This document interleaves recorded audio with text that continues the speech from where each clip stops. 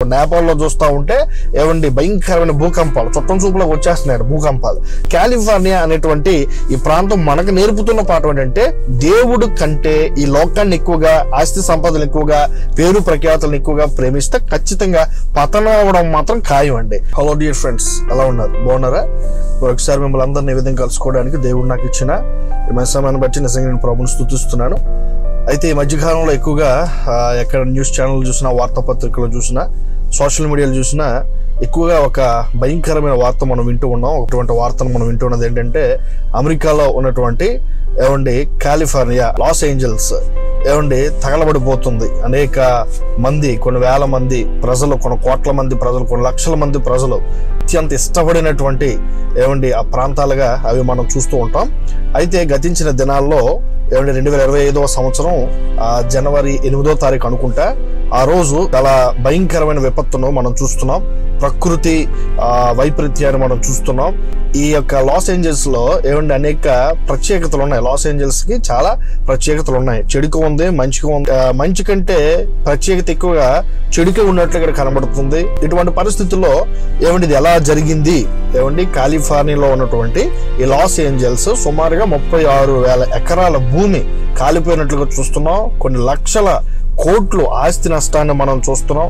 అనేక మంది మరి ప్రజలు, అనేక మంది కుటుంబాలు నిరస్రాయులైనట్లుగా మనం చూస్తూ ఉన్నాం. దీనికి అంతటి కారణం ఎవరు, అసలు ఏం జరిగింది అనే సంగతి మనం చూస్తే ఇప్పటికే యూట్యూబ్ లో చాలా సందేశాలు మన క్రిస్టియన్ ఛానల్లో కానివ్వండి, న్యూస్ ఛానల్స్ లో కానివ్వండి, చాలా చక్కని విషయాలు తెలియపరిచారు. ఇప్పుడు వాటి కోసం నేను చెప్పడం నా ఉద్దేశం కాదు, కానీ నేను ఇలా జరిగిన తర్వాత కొంతమంది దైవజనులు నేను కన్వర్సేషన్ లో మాట్లాడుతున్నప్పుడు నాకు వారు చెప్పిన మాట ఏంటంటే కాలిఫోర్నియా అనేది చాలా భయంకరమైన, అంటే ఆ దైవజనుడు ఎలా పోల్చారంటే బైబిల్లోని నినివే పట్టణంతో పోల్చాడు. అంటే దేవుడు అంటే లెక్క లేకుండా, దేవుని భయము భక్తి లేకుండా, ఈ లోకంలో ఉన్న సిరి సంపదలను బట్టి చాలా గర్వించదగ్గేటువంటి, తనకు తానే అతిశయించేటువంటి మరి ఆ ప్రాంతంగా దైవజనులు చెప్పారు. అయితే ఈ విషయాలన్నీ మీకు ఎందుకు చెప్తున్నానంటే, చాలా మంది దీన్ని దైవజనులు ఏమంటున్నారంటే ఇది దేవుని ఉగ్రత కావచ్చు, ఇది దేవుని కోపం కావచ్చు,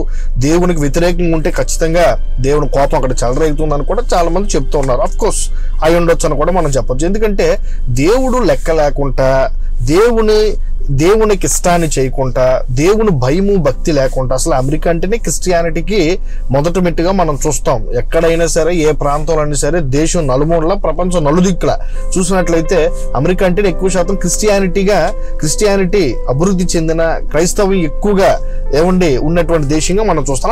అలాంటి దేశంలో ఈ ప్రాంతం అనేది చాలా దేవుడు అంటే లెక్కలైనటువంటి పరిస్థితుల్లో, దేవుడు అంటే భయము భక్తి లేనటువంటి పరిస్థితుల్లో, ధన వ్యామోహంలో, అందం వ్యామోహంలో, పాపపు వ్యామోహంలో చాలా భయంకర సిచ్యువేషన్స్ ఉన్నాయి.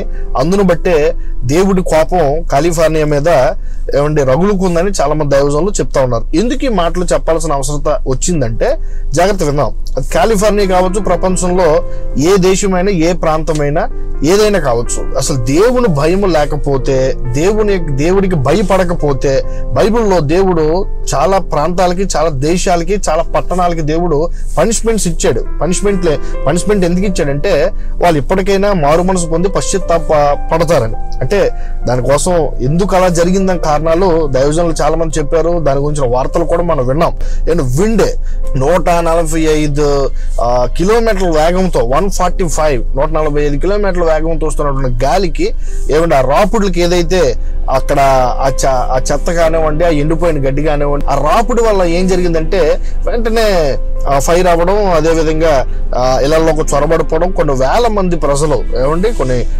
ప్రజలు నిరస్రాయులు అయ్యారు. అదేవిధంగా ఆస్తి నష్టం అంత కాదు, హాలీవుడ్ అనేటువంటి మూవీకి సంబంధించిన సంస్థ కూడా అక్కడ ఉన్నట్లు మనం చూస్తున్నాం. చాలా గొప్ప గొప్ప సెలబ్రిటీస్ అందరూ కూడా అక్కడ ఉన్నారు. అంటే దీన్ని బట్టి మనం అర్థం చేసుకోవాల్సిన విషయం ఏంటంటే వారికి దాన్ని బట్టి వారు గర్వించి అహంతో రగిలిపోయారు కాబట్టి దేవుడు అక్కర్లేదు, కాబట్టి దేవుడు కోపం వాళ్ళ మీద రగులుకుంది. కాబట్టి కొత్త సంవత్సరంలో 2025 సంవత్సరంలో మనకు గుణపాఠం ఏంటంటే దేవుణ్ణి లెక్క చేయలేని వారికి, వినండి జాగ్రత్తగా, దేవుణ్ణి ఎవరైతే లెక్క చేయరో, దేవుడు అంటే భయము భక్తి లేక ఎవరైతే తమ ఇష్టానుసారంగా ఉంటారో ఖచ్చితంగా వాళ్ళ మీద కూడా ఇటువంటి దేవుని కోపం ఖచ్చితంగా రావచ్చు. ఎందుకంటే దేవుణ్ణి దేవుని నామానికి అవమానం తెచ్చే విధంగా ఏమండి దేవుని పక్కన పెట్టేసి మనకున్న దాంతో మనకున్నదే దేవుడి కంటే మనకున్నదే ఉన్నతమైంది అనుకుంటే చాలా ప్రమాదాల్లో పడవచ్చు, చాలా చిక్కుల్లో కూడా పడవచ్చు. కాబట్టి ఈ కాలిఫోర్నియా అనేటువంటి ఈ ప్రాంతం మనకు నేర్పుతున్న పాఠం ఏంటంటే దేవుడు కంటే ఈ లోకాన్ని ఎక్కువగా, ఆస్తి సంపదలు ఎక్కువగా, పేరు ప్రఖ్యాతులను ఎక్కువగా ప్రేమిస్తే ఖచ్చితంగా పతనం అవ్వడం మాత్రం ఖాయం అండి. కాబట్టి ఇప్పుడు చూడండి 36,000 ఎకరాలంటే ఎక్కడండి, ఎంత పెద్ద ఇష్యూ జరిగింది. మంట ఇప్పుడు కూడా ఆరలేదండి, ఇంకా మంటలు అలా చెలరేగుతూనే ఉన్నాయండి, అలా వస్తూనే ఉన్నాయి. అంటే ఆగవ, ఎందుకంటే గాలి అలా వస్తుంది కాబట్టి ఆలోచించేద్దాం. అది అక్కడే కానండి, మా దగ్గర రాలేదని అనుకోవడానికి లేదు. ప్రపంచంలో చాలా వైపరీత్యాలు మనం చూస్తున్నాం. ఇప్పుడు నేపాల్లో చూస్తూ ఉంటే ఏమండి భయంకరమైన భూకంపాలు చుట్టం చూపులకు వచ్చేస్తున్నాయి భూకంపాలు.